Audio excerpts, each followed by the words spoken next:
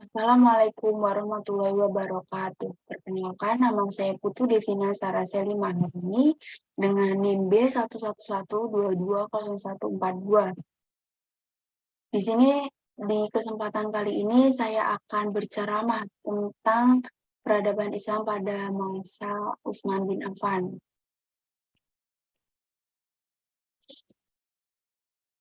Di sini saya akan membahas tentang bagaimana peradaban Islam pada masa Khalifah Utsman bin Affan dan bagaimana masa pemerintahan Utsman bin Affan.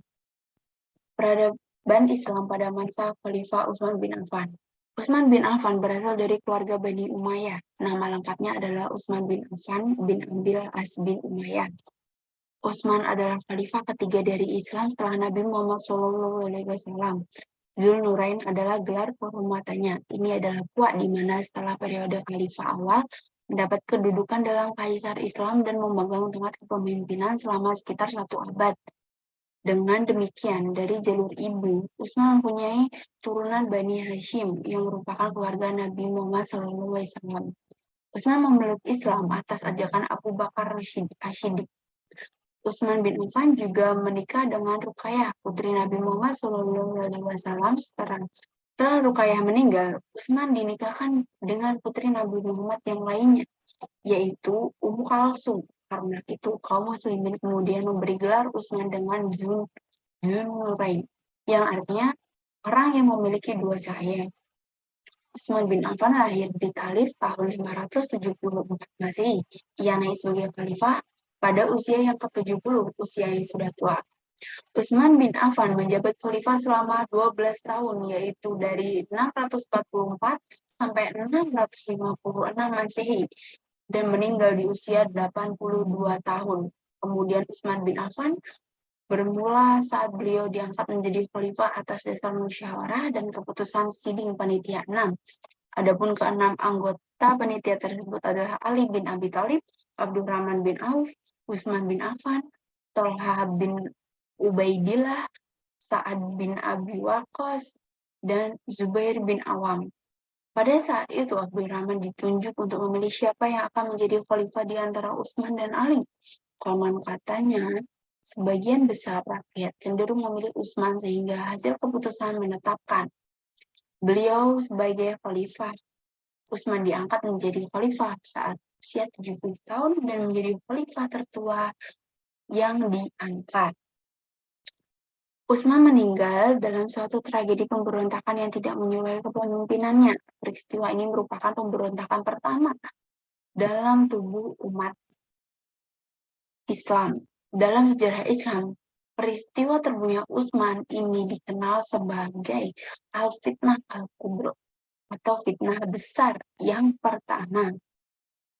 Utsman bin Affan juga dikenal sebagai salah seorang sahabat yang sangat dekat dengan Al-Quran. Ia begitu bersahabat dengan Al-Quran. Utsman bin Affan pernah berkata, seandainya hati kita bersih, niscaya hati kita tidak akan pernah merasa kenyang dari firman Allah Azza wa Jalla.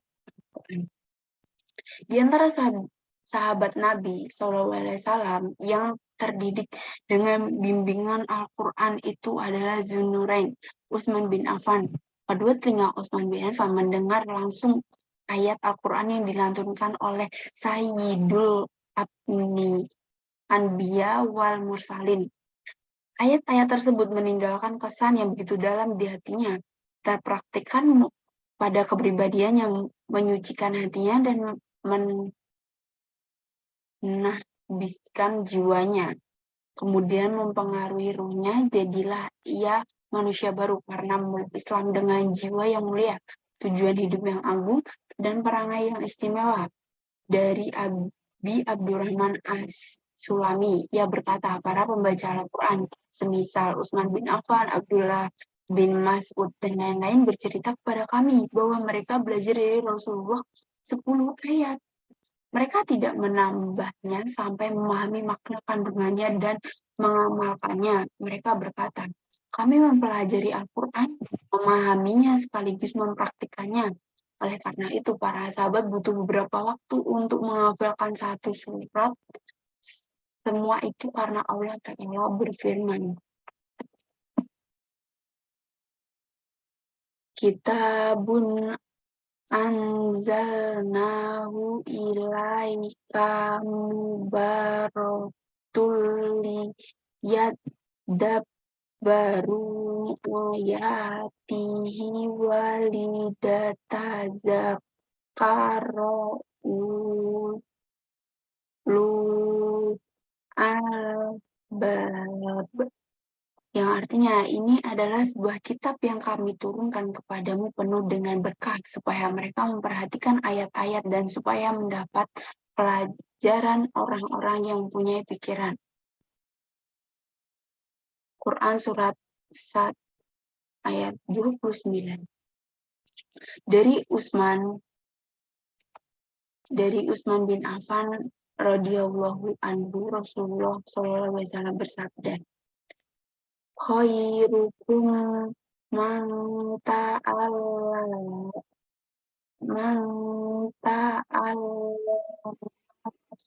Qur'ana wa 'allama. Yang artinya sebaik-baik kalian adalah orang yang mempelajari Al-Qur'an dan mengamalkannya. Hadis riwayat Bukhari. Lalu ada masa yang kedua, masa pemerintahan Utsman bin Affan. Pemerintahan Utsman bin Affan berlangsung selama 12 tahun. Pada awal kekuasaannya, pemerintahannya berjalan dengan lancar. Tak ada kekhawatiran yang mengancamnya. Dikatakan oleh para ahli sejarah bahwa ada 6 tahun pertama masa kekhalifahannya, umat Islam merasa puas dengan pemerintahannya. Pada masa ini tidak ada keluhan, terutama dari Bani Hashim yang menjadi pesaing politiknya. Kepemimpinan Utsman memang sangat berbeda dengan kepemimpinan pendahulunya, Khalifah Umar bin Khattab, lebih memperlihatkan kehidupan yang sederhana. Tetapi pada masa Khalifah Utsman bin Affan, kehidupan yang beraroma kemewahan dan kesenangan lebih nampak. Ini mungkin disebabkan karena faktor kehidupan Utsman yang sejak awal memang termasuk orang kaya. Utsman pernah berkata, saya sungguh tidak makan dari harta kaum muslimin. Saya makan dari harta saya sendiri. Anda tahu, di kalangan Quraisy, dialah yang terkaya dan yang paling beruntung dalam perdagangan. Salah satu faktor yang menyebabkan kekecewaan sebagian umat Islam pada paruh kedua dari kepemimpinannya adalah kebijaksanaannya yang bercorak nepotisme. Utsman banyak mengangkat pejabat-pejabat tinggi negara yang berasal dari lingkungan keluarganya. Di antaranya yang paling menonjol adalah peran yang dimainkan oleh Marwan bin Hakam. Disebutkan bahwa sekalipun yang menjabat khalifah adalah Utsman, tetapi yang menjalankan roda pemerintahnya adalah Marwan bin Hakam. Pada masa Utsman, wilayah kekuasaan Islam bertambah dengan dapat dikuasainya Azerbaijan, Armenia, Sabur, Afrika Selatan, Undulus atau Spain, Siprus, Persia, dan Tabrisan. Dia juga berhasil membangun armada angkatan laut untuk menghadapi tentara Romawi. Ketika Utsman bin Affan sebagai khalifah yang pertama, disampaikan kepada kaum muslimin adalah rencana perluasan Masjid Nabawi. Utsman juga berjasa dalam membangun bendungan untuk menjaga arus banjir yang besar dan mengatur pembagian air ke kota-kota. Dia juga berhasil membagi jalan-jalan, jembatan, dan masjid. Beberapa lain yang bercorak keagamaan dilakukan pula pada masa Utsman. Masa kekhalifahan Utsman adalah masa yang paling makmur dan juga sejahtera. Bahkan banyak rakyat yang bisa haji sampai berkali-kali. Beliau menjadi khalifah pertama yang berhasil melakukan perluasan Masjid Al-Haram Mekah dan Masjid Nabawi di Madinah. agar bisa menampung lebih banyak umat Islam yang akan menjalankan ibadah haji. Beliau juga menjadi pencetus ide polisi keamanan bagi rakyatnya, serta membuat bangunan khusus untuk mahkamah dan mengadili perkara. Beberapa prestasi yang diraih oleh Utsman bin Affan selama menjadi khalifah adalah sebagai berikut. Menaklukkan daerah Arjan Persia, menaklukkan Khurasan Nashabur di Iran. Setiap hari Jumat beliau akan memerdekakan seorang budak dan meresmikan Mushaf Utsamani, yaitu kitab suci Al-Quran yang digunakan oleh seluruh umat muslim di dunia, mengangkat Umar bin As sebagai gubernur di Afrika Utara. Selanjutnya ada kesimpulan.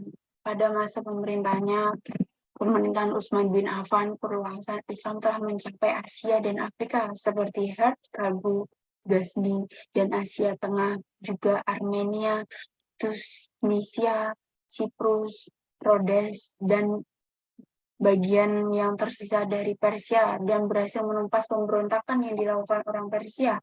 Pada pemerintahan Utsman tidak jauh berbeda dengan Umar. Pemegang kekuasaan tertinggi ada di tangan khalifah, dan pelaksanaan tugas-tugas eksekutif pemerintahan di pusat dibantu oleh pejabat sekretaris negara yakni Marwan bin Hakam.